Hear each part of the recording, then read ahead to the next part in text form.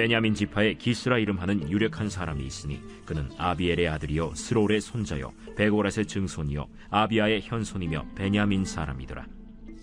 기스에게 아들이 있으니 그의 이름은 사울이요 준수한 소년이라.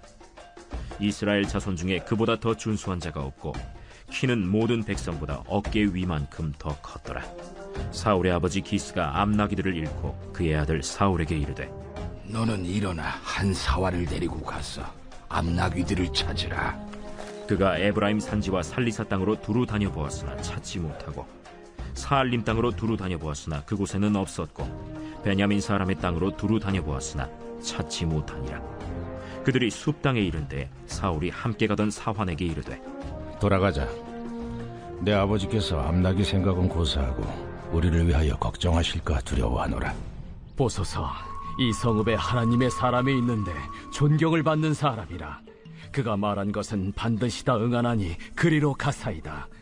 그가 혹 우리가 갈 길을 가르쳐줄까 하나이다 하는지라. 사울이 그의 사환에게 이르되, 우리가 가면 그 사람에게 무엇을 드리겠느냐? 우리 주머니에 먹을 것이다 하였으니 하나님의 사람에게 드릴 예물이 없도다. 무엇이 있느냐? 보소서, 내 손에 은 한 세겔의 4분의 1이 있으니 하나님의 사람에게 드려 우리 길을 가르쳐달라 하겠나이다.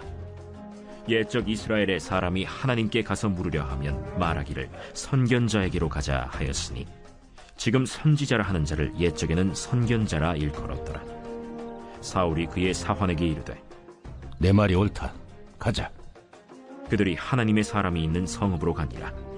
그들이 성읍을 향한 비탈길로 올라가다가 물 기르러 나오는 소녀들을 만나 그들에게 묻되, 선견자가 여기 있느냐? 있나이다. 보소서, 그가 당신보다 앞서갔으니 빨리 가소서. 백성이 오늘 산당에서 제사를 드리므로 그가 오늘 성읍에 들어오셨나이다. 당신들이 성읍으로 들어가면 그가 먹으러 산당에 올라가기 전에 곧 만나리이다. 그가 오기 전에는 백성이 먹지 아니하나니 이는 그가 재물을 축사한 후에야 청함을 받은 자가 먹음이니이다. 그러므로 지금 올라가소서. 곧 그를 만나리이다. 그들이 성읍으로 올라가서 그리로 들어갈 때 사무엘이 마침 산당으로 올라가려고 마주 나오더라.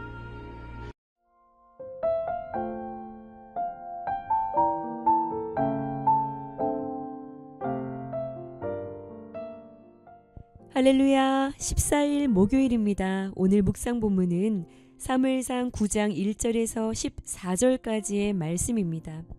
여러분, 인생의 모든 만사가 정말 하나님의 손 안에 있음을 믿으시나요?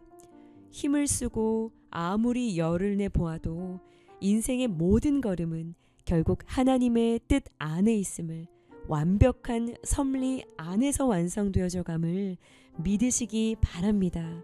우리가 이 믿음이 확실하게 있다면 말이지요. 더 이상 사람 탓, 환경 탓, 자녀 탓, 부모 탓하며 가슴을 치느라 통탄해야 하는 안타까운 시간을 보내는 일들이 없으리라 믿습니다. 다 이유가 있음을, 하나님의 편에서 이유가 있음을 믿고 신뢰하며 우리에게 주신 길을 인내로 걸어 가야 할 것입니다. 사무엘이 사는 날 동안에는요, 이스라엘의 회복과 평화가 있었어요. 그러나 이스라엘 백성들은요, 강력한 체제를 원했습니다. 그들의 위기는 사람 왕이 있고 없고가 아니라 하나님을 그들이 100% 신뢰하고 안 하고에 달린 것인데 그들은 그렇게 생각하지 않았죠. 결국 하나님은 이들의 이때 부리는 기도에 응답을 하시는데요. 또한 실은 이것이 이 왕권 제도라는 것이 하나님의 계획 안에 있었던 일이었기 때문에 이것이 가능했던 것이에요. 오늘 본문은 하나님이 선택하신 이 사람과 그를 왕으로 세울 이 사무엘의 만남에 관한 본문입니다. 여러분, 이스라엘의 요구 생때 이것은 명확했어요. 이 전장 8장 20절을 보시면 우리를 대신해서 나가 싸울 용맹한 왕을 원한다, 이것이었어요. 그런데 이 기도를 하나님이 들으세요. 오늘 1절과 2절을 보시면 그들의 요구를 듣고 선택한 자, 어떤 가문의 누구였는지를 기록하고 있어요. 그가 가지고 있는 스펙이 어떠한 것이었는지. 1절을 보시면 그는 베냐민 사람이었고요. 유력한 자, 기스의 아들이었대요.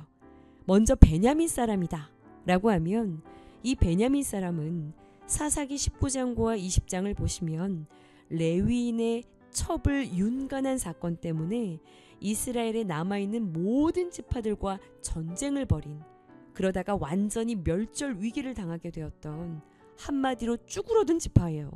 자, 그런데 이 이야기는요, 반면에 그 모든 지파와 맞서서 대적해 싸웠던 그런 싸움을 잘하는 지파였다라는 이야기도 됩니다. 여기 유력한 가문이었다.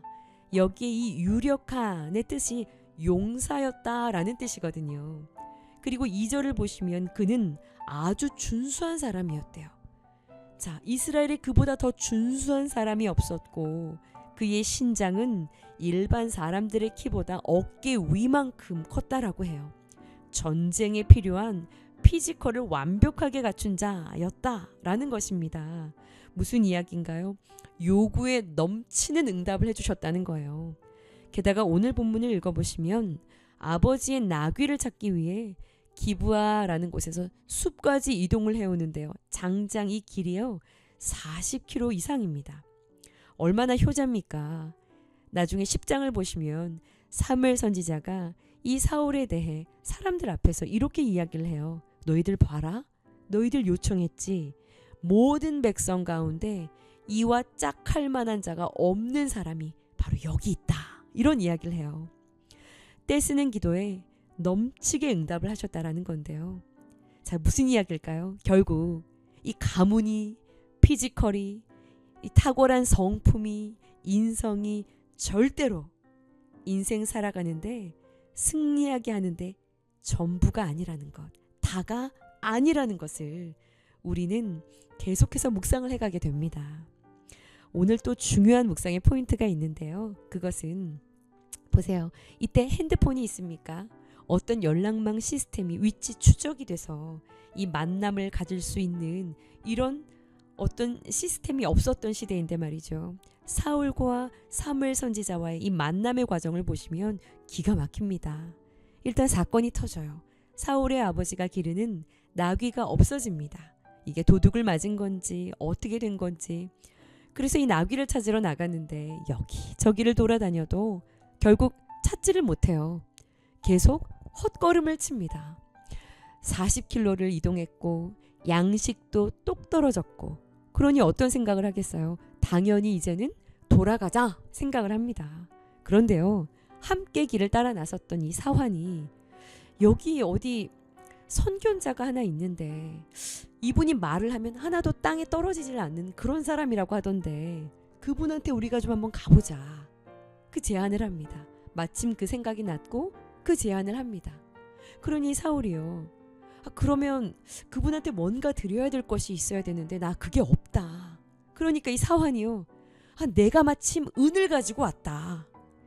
아니 여기서도요, 왜 이 자기 재산을 들고 다니는지 모르겠어요. 신용카드를 가져왔다라는 것이죠. 그러니까 그럼 가보자. 그리고 가다가 또 길을 지나는 소녀들을 만나요. 소녀 내비게이션을 만납니다. 이 동네에 선견자가 있다라고 하던데 그분이 계시냐. 그러니까 이 소녀들이요, 방금 도착했다. 여기에 마침 오늘 예배가 있어서 여기 방금 도착해서 지금 들어갔으니까 얼른 따라서 들어가 봐라 라고 말하는 거예요. 그래서 서둘러서 올라가는데요, 오늘 마지막 절인 14절을 보시면 마침 사무엘이 그쪽으로 걸어 나오더라 라고 기록을 합니다. 여러분, 일상에서 일어난 사건이에요. 나귀가 없어진 것은요. 그리고 그것도 속상한 사건입니다.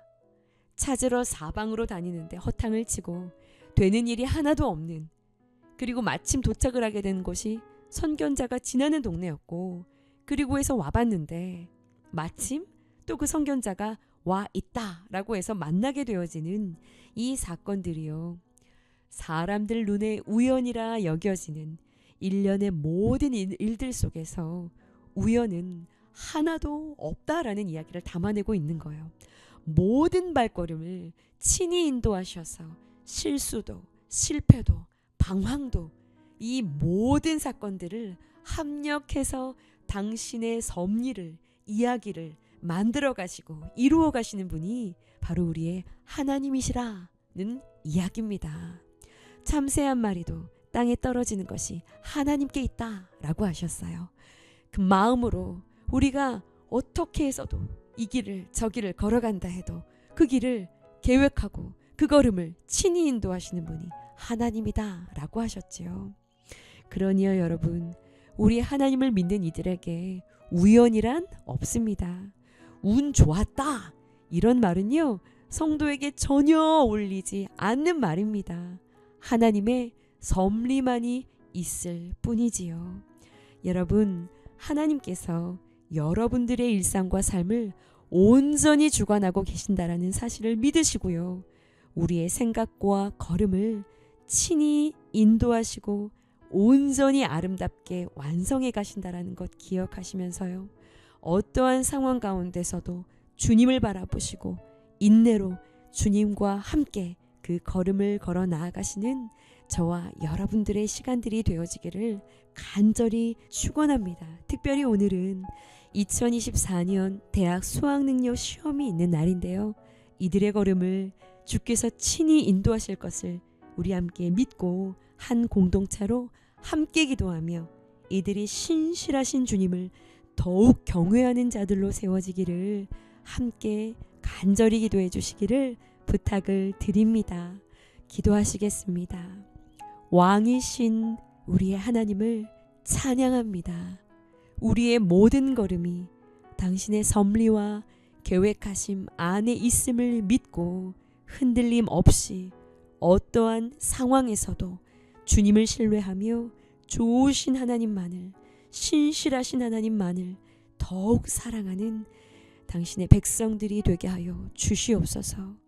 고3 수험생들을 기억하시고 두려움과 근심과 염려를 간절함과 소망으로 감사와 간구로 바꾸어 주셔서 이 시간들을 통해서 완전하신 하나님께 영광을 올려드리는 주님의 자녀들 되게 하여 주시옵소서. 우리를 사랑하시는 주 예수 그리스도의 이름으로 감사하며 기도드렸사옵나이다. 아멘.